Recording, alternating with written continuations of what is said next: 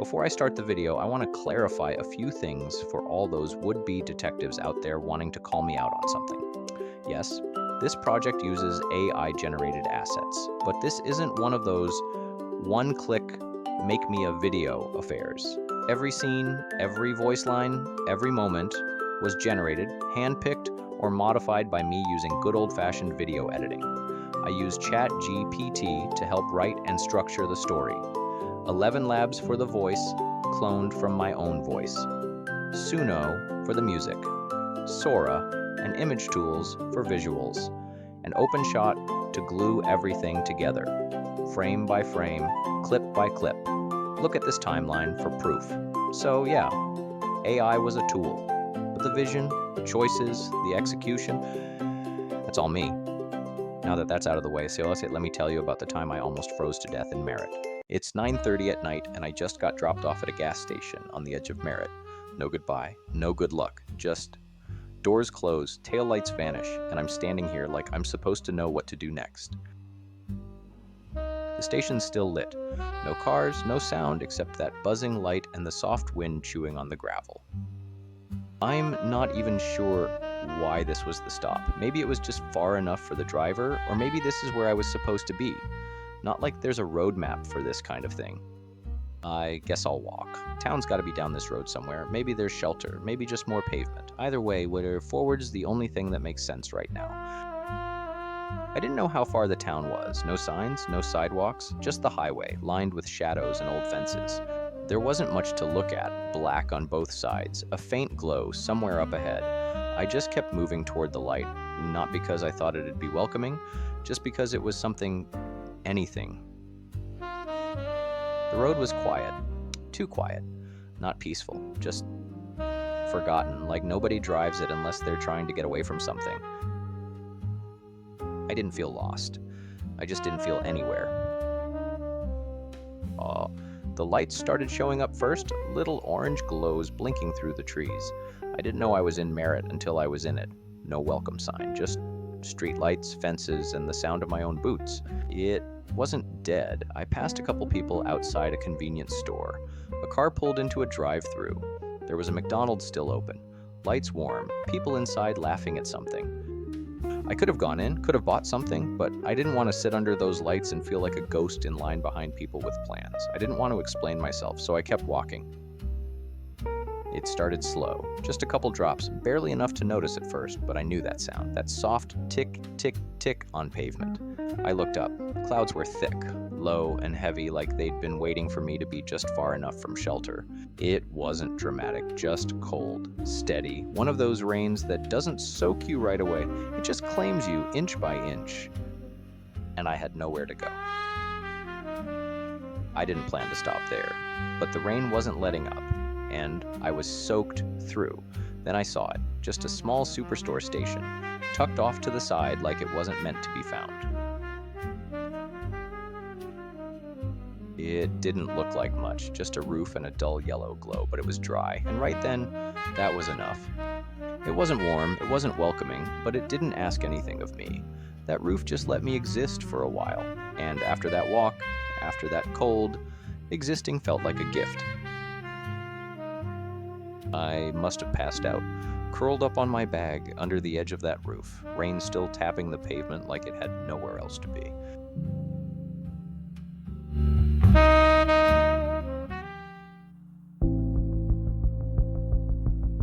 Next thing I remember, voices. A woman's voice, gentle, cautious, and a girl beside her. She asked me, "Are you cold?" I said, "Freezing." That's all I could get out. She handed me a steep tea. That first sip hit harder than anything I'd felt in days. I didn't just warm up, I came back. I must have been knocking at death's door not long before they arrived. I sat there holding that tea, letting the warmth crawl back into my bones. Didn't say much, just tried to exist again. After a moment, the woman told me someone had called her, said there was a guy sleeping under the gas bar roof. She came to see if I was okay. She asked where I was headed. I said Chilliwack. She nodded, like that meant something. Then said I could stay the night, that they had an RV parked in their carport.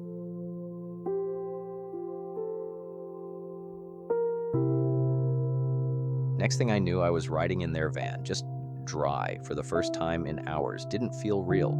I still didn't know where any of this was going, but for the first time in weeks, I wasn't cold and I wasn't alone. She asked if I had drugs. Real blunt, no buildup, no tone, just, do you have drugs? Like she was reading it off a checklist in her head. I didn't get defensive, didn't fumble. I just said, the whole reason I left was to get away from that. And that was the truth. Not all of it, but enough. She smiled a bit after that, like she wanted to believe it, and maybe did. I didn't offer anything more, and she didn't ask. She was still preaching in the way she carried herself, like every answer was part of a sermon. But I kept my words plain, just honest enough to pass. You don't need to give people everything, just the parts they're really listening for. We pulled in slow. The rain had eased into a soft drizzle by then, just enough to blur the edges of the world. The house wasn't what I expected. Not some beat-up trailer with rust and rot. This place was clean, modern, almost too nice for the quiet little town it sat in. The carport was wide, steel-framed, with lights under the eaves, and parked there was a full-sized luxury RV. Polished chrome trim, tinted windows, satellite dish on top, like something built to outrun winter. Didn't seem like the kind of place that would welcome someone like me. But here I was, parked under someone else's roof, hoping the welcome wasn't just for show. That's when I met him, the man of the house. He was built like a guy who could swing an axe or fix a furnace, but he moved like someone who didn't need to prove anything anymore. He didn't ask much, just looked me over once and nodded, like he already got the picture.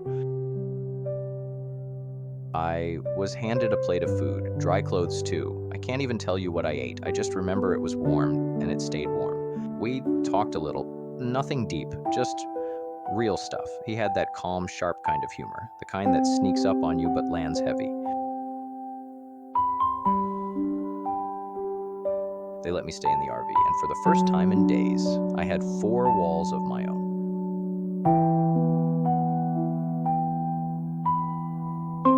I didn't know what tomorrow looked like, but for now I was dry, and that was enough.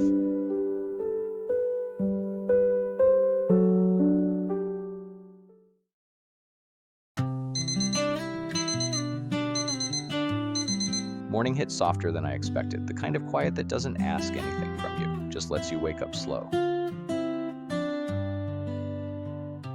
I didn't feel like a guest anymore, I just felt human again. It's funny what sleep does. Cold feels colder when you're tired, problems feel heavier. But now the air smelled different, the silence wasn't sharp anymore, just calm. I didn't know what was next, but it didn't scare me as much. I stepped into the house that morning, clean, rested, lighter somehow. They offered breakfast and a shower. I don't remember which came first, doesn't matter. I do remember startling the daughter when I left the bathroom. She apologized and ran off like she'd seen a ghost. I never did figure that one out. While I ate, they told me they were buying me a Greyhound ticket, said I didn't need to hitch that last stretch. I said thank you. Probably not enough. The husband drove me to the station himself. We didn't say much, but I meant every word of that goodbye. The road didn't feel so heavy anymore. The sky looked different somehow. I was tired, but I was okay. Next stop, Chilliwack. By the time I got to Merritt, I had put over 4,300 kilometers under my feet, from Thunder Bay, Ontario, all the way here. And trust me, the rabbit hole, it gets complicated the deeper you go. And yeah, I know what you're thinking. Thunder Bay to Chilliwack? That's not 4,300 kilometers. Yeah, you're right. But I didn't take the straight road. I backtracked twice. It wasn't a journey. It was a mess, and that's what made it mine. But that's the thing. This was just one stop, one piece of a much bigger story. What comes next? That's not just up to me anymore. So here's the deal. You decide where we go from here. Do I keep going forward? Tell you what happened next after I got to Chilliwack? Or do we rewind back to the day I left Thunder Bay, bag on my back and no clue what I was stepping into? Or do we go even deeper? Peel back the layers and show you the truth most people never get to hear. The real reason I left, the mess I made, and everything I couldn't run from. Not really. So, leave a comment, leave a like, and let me know what part of this road you want to walk next. I hope you enjoyed this small piece of my life, because believe me, there's a lot more where that came from. Thanks for watching. Thanks for watching. And if you enjoy this content, please comment. Please like and also subscribe to the channel for more cool stuff. I also have a Discord channel. Links will be in the description. Oh, and if you wanted to be really cool, check out my older videos. Drop them a comment and a like. Have a great night.